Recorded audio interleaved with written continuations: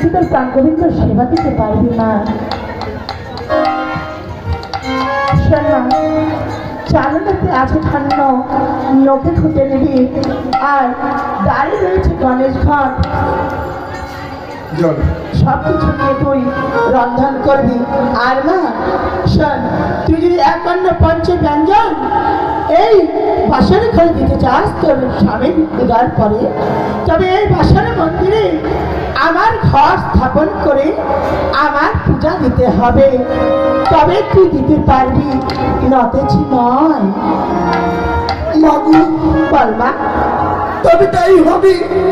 আমি কেমন করে হোক না কেন, আমি তোমার সমস্ত পুজোর আয়োজন করবো মা। তাই মা অন্নপূর্ণা সে বলছে, শোন বেহালা, স্বামীর সেবার জন্য তুই